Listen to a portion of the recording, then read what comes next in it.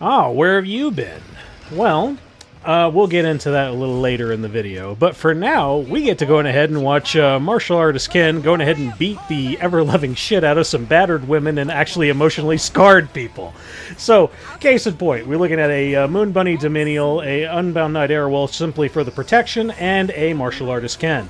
The way this is going to work is Conqueror Lilias goes first. This triggers everything that we need on our Moon Bunny so that we're not affected by any and all debuffs that are really going to affect us, like the attack down from the Abyssal Yufine or the attack down from the Conqueror Lilias.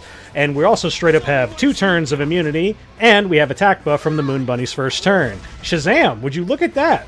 The Navy Captain's already fucking dead. And the Abyssal Yufine is halfway dead.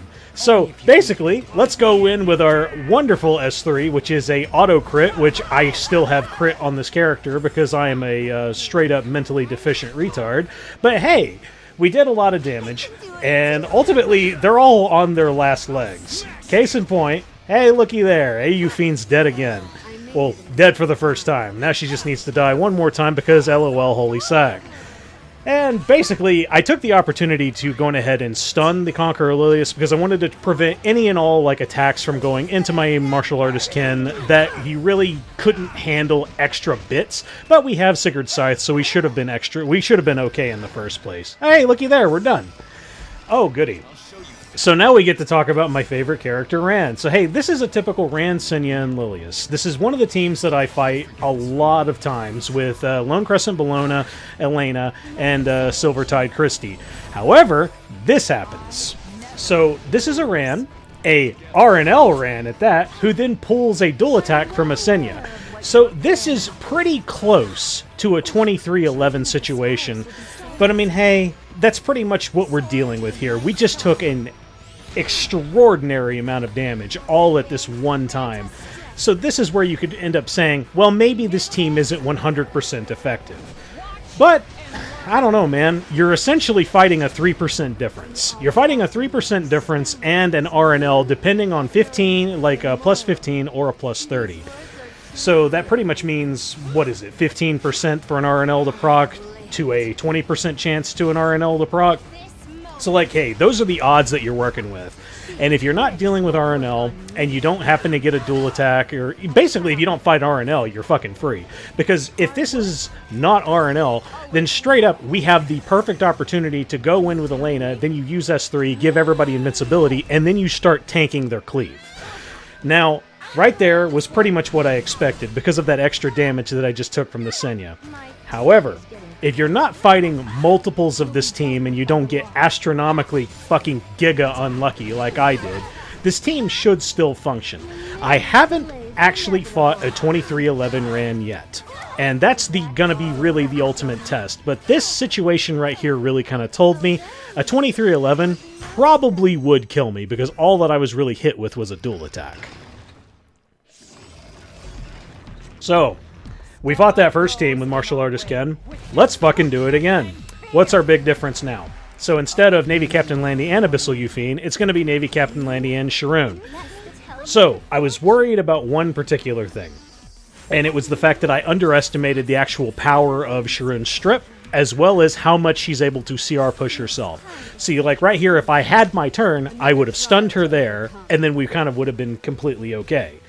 But because of this, well, now I have a little bit of injury that's going to be building up on martial artist Ken. And because he doesn't have the barrier right there, he's going to ultimately end up taking a little bit of that damage, as well as, you know, the one big hit from the Navy Captain Landy, which, hey, we had the... Oh no, we didn't have Skill Null anymore at that point because we got hit by the strip from the Sharun. But like right there, he currently has the lowest health. So he is currently the target of Sharun, which means more Venom procs, and that's ultimately something that you don't want to fucking happen. But hey, good news is, the Conqueror Lilias just so happened to crit me, so hey, now she's fucking dead. Now all you have left is Navy Captain Landy and Sharun. Now I'm not going to fucking lie and say like, oh yeah, this is fucking Giga-based, because I ultimately got pretty lucky here. For example, the Navy Captain Landy was practically fucking asleep. There was almost no counters and salvos in any of this shit, and that's actually a lot of Venom right there. I don't think this would have killed me, but I do think it would have put me very, very low. hey, whatever. That's just in which, like, the kind of thing that you have to deal with. But hey, it all worked out. Hooray! MLKen, no ER, LOL. So now, here's the method to my madness. Abyssal Yufine, Senya, and an ae-KARINA. So we're going to take Ainos 2.0, we're going to go with her, turn 1, use S3. This does not trigger a counterattack, so you are still safe, so no Elbrus procs or no counters from Abyssal Yufine. It will not crit the Senya because we don't have enough crit, and she has 50% crit resist. She then provides a barrier to the whole team. Do you see where we're going with that? So now, the Abyssal Yufine had a barrier, and I was pretty much just checking the level of damage that I was able to do. So, because we're not going into any Aureus here, which, funny enough, because we're going into 3 fucking Knights and no Aureus, but, like, hey, with that said, we're able to one-tap the Abyssal Yufine, Arunka happens to do extinction damage, and the one mistake I actually did was right here. So you notice on the Sharun's turn I went for the S2. I completely lost track of where I even was on the CR bar right there. I actually thought that the Senya had already gone. The Senya had not gone. So then I used S2 on Sharun, or on Shara. And the biggest thing that could have gone wrong is the Senya could have straight up hit my Arunka with all kinds of bullshit, and I could have been provoked, I could have been blinded, and she really could have actually killed herself with just the sheer amount of reflect damage that she was going to take.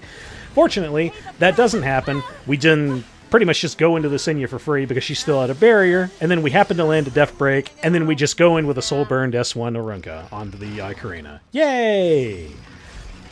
Now, onto probably the longest fight of the entire video. I know, right? Kind of fucked up, huh? But hey, it's a Conqueror, Lilias, a Sharun, and an Abyssal Yufine. So I ultimately decided, because I couldn't really think of anything else in particular other than like to do just martial artist kin shenanigans again, which martial artist kin should have actually worked as well. I mean, I would assume it would work, especially because in later viewing of this video, you'll notice that the Abyssal Yufine does not have Holy Sack. So basically, like what? 1, 2 attacks going into her? She's fucking dead. So what I decided to go with is, hey, let's go ahead and let's use all of our bottles like a fucking idiot, and we'll max out our Benny Mars Taichi so we can make sure we get all that extra attack and the attack buff on each turn. I ultimately find it was not fucking worth it, but we'll get into that a little later. So basically, the big thing that we're expecting is, hey, we have 2 units on the team that are going to be doing AoE attacks. This is going to be setting off Inferno Khawazu. And then we also have Elvira on the field. Elvira straight up just makes Yufine not build up any fighting spirit. And without any fighting spirit, she's no longer really a threat because we also have Roana on the field. Now, there's one thing in particular that is actually kind of important to pay attention to, because, like, early on, you probably saw whenever I used my Elvira S3, the correct option really is to just go into the Sharun and hope you don't fucking miss. But I was like, I don't want to fucking deal with, like, hit rate and all that other bullshit, so I just went into Abyssal Yufine. Whatever, you can judge me on that however you wish. But basically, we weren't strong enough to kill the Sharun with the Inferno Khawazu with attack buff. So I was a little bit concerned by that. Hey, whatever. That's where the whole testing of, like, you know, bottling artifacts and all that other shit kind of comes in, and it's really, really frustrating. But, like, either way, the other important factor that is kind of scary to deal with here is we didn't want to use Roana's S3 until we at least had 1 turn remaining on Elvira's Immortality. The problem was I was not able to get to my turn fast enough so that I could actually provide that whenever she needed it. So I looked like I was looking throughout this fight, feeling nervous throughout it. But the good news is we were basically fine, because any counterattacks that would have happened to her, Elvira would have had Immortality, and we would have been good. Now, don't blink, boys and girls. We're fighting Urban Shadow Choux, Ocean Breeze, Luluca, and ae-KARINA. So what better way to fight this defense cancer with defense pen? Well, damn, looky there. Urban Shadow Choux's already fucking dead. Thanks, Straze. You and your oh-so-wonderful piercing ability just is oh-so dandy. So, we also straight-up gear-diffed this fight. Our Straze actually went before the Urban Shadow Choux. You would ideally think that an Urban Shadow Choux would be, like, faster than 250 or so. Whatever. Either way, still works out. Because even if I did not go first, all those attacks that would have been really, really punishing to me would have gone into General Purrgis. He has just enough tank ability to tank it, and then he would push us up, and we would be able to kill. So, Straze kills Urban Shadow Shu, Watcher Shuri kills ae-KARINA, and then, basically, on the next turn that you get, you straight up kill the Ocean Breeze Luluca on whatever turns that you have remaining. Hoorah! Hooray, Deathpin! So, with that being said, hey boys, you're probably wondering, like, hey, where were you on Monday? Well, I'll go ahead and I'll talk about it. So basically, to those of you who do know, you're very well aware of it, but I guess I'll let everybody else know, I'm not doing well right now in terms of health. It's nothing really, really too big and bad to be concerned about. It's really just a matter of, like, to those of you who know, you know. And basically, Lucent's foot hurt. Lucent's foot hurt really bad. But it's not like an injury, so hey, no worries about it. But hey, moving on from that oh-so-wonderful topic, let's go ahead and talk about the oh-so-wonderful character who was just added the night before. Or, I guess, in the morning, or however the fuck you want to view it. Laya. So, Laya is a character who, I'm not even going to bullshit you, I did not give a remote fuck about this character in the slightest. I didn't care about her in terms of story, I didn't care about her in terms of design, I didn't care about her in terms of, like, what she was going to end up doing. Then I got my hands on her, and I actually started reading through some of the story. And she happens to check the check boxes for me of, this is a cute character who is not annoying as fuck.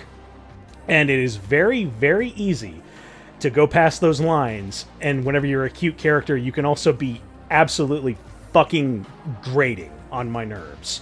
But hey, she actually happens to, like, you know, just be cute, and I actually kind of enjoy her S3 animation as well as her mechanics itself.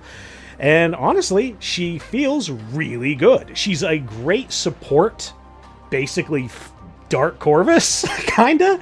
She's a little bit weaker than Dark Corvus in that regard if you want to use her for one-tapping, but the fact that she also provides a lot of support utility, which is something that Dark Corvus doesn't do. He's a selfish hero who just does damage and, you know, taking damage, but, like, she is a unit that, like, you know, provides skill cooldown for the rest of the team. So far, I really do kind of like her. I'm liking her quite a bit. I'll try to use her on Friday's Guild War if I can. But either way, boys, if you like this video, go on ahead and leave a like. If you want to see more of my content, go on ahead and hit subscribe. And I hope I will be at 100% in a few days. Later.